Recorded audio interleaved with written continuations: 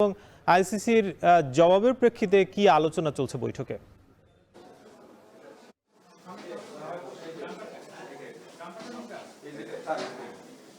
সাকিব, মূলত আজ সচিবালয়ে বিকেল 4টায় বিসিবির যারা কর্মকর্তা রয়েছেন, বোর্ড ডিরেক্টররা রয়েছেন, তারা এখানে এসে উপস্থিত হয়েছেন এবং একই সঙ্গে যুব ও ক্রীড়া উপদেষ্টা আসিফ নজরুল তিনিও যুক্ত হন। বিকেল 4টায় বৈঠকটি শুরু হয় এবং এই বৈঠকেই মূলত এই যে ভারতে অনুষ্ঠিত হতে যাওয়া যে বিশ্বকাপ, টি-20 বিশ্বকাপ, সেই বিশ্বকাপে বাংলাদেশের খেলার অংশগ্রহণ এবং বিসিবির যে সিদ্ধান্ত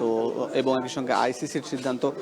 এবং তাদের যে আলাপ আলোচনাগুলো চলছে সেই ব্যাপারগুলো নিয়ে একটা সিদ্ধান্ত নিতে কিন্তু এই বৈঠকটি অনুষ্ঠিত হচ্ছে। আপনি নিশ্চয়ই জানেন যে বাংলাদেশি ক্রিকেটার মুস্তাফিজকে নিয়ে যে এই টানাপোড়েনটা শুরু হয় এবং সেখান থেকেই ভারতের কিছু রাজনৈতিক এবং ধর্মীয় গোষ্ঠীর কারণে, আপত্তির কারণে মুস্তাফিজকে বাদ দেওয়ার যে খবরটি আসে এবং তারপর থেকে বাংলাদেশে যে খেলা দেখার নিষিদ্ধ করা এবং পাশাপাশি ভারতে যে অনুষ্ঠিত হতে যাচ্ছে ক্রিকেট টুর্নামেন্ট, সেই টুর্নামেন্টে বাংলাদেশ অংশগ্রহণ করবে কিনা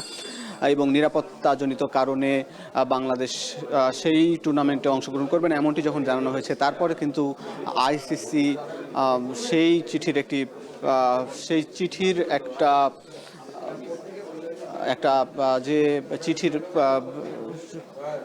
জানিয়েছে, সেই চিঠির একটা মূলত সেই চিঠি থেকে আবার বাংলাদেশকে চিঠি পাঠানো হয়েছে এবং বাংলাদেশ ক্রিকেট বোর্ড থেকে যেটি জানানো হয়েছে যে এই চিঠির তারা যে বিভিন্ন গণমাধ্যমে যে খবরটি প্রচারিত হয়েছে যে বাংলাদেশের পয়েন্ট কাটা যেতে পারে, এরকম বিষয় কিন্তু বাংলাদেশ ক্রিকেট বোর্ড জানিয়েছে যে এরকম কোনো ঘটনা নেই। মূলত দুই সংস্থার সঙ্গেই আলাপ আলোচনা হচ্ছে নিরাপত্তা ইস্যু, বাংলাদেশে যেন বাংলাদেশের যারা ক্রিকেটার তাদেরকে পূর্ণ নিরাপত্তা দেওয়ার বিষয়টি কিন্তু তারাও ভাবছে এবং সেই প্রেক্ষিতে বাংলাদেশ সেই খেলায় কিভাবে অংশ নেবে, সেই নিরাপত্তাটা আসলে পাচ্ছে কিনা, এই বিষয়গুলো কিন্তু আজকের এই বৈঠকে আলাপ আলোচনা হচ্ছে। এই ছিল মূলত সাকিব এই সচিবালয়ের খবরাখবর। হাসিবুল্লাহ যুক্ত ছিলেন সচিবালয় থেকে।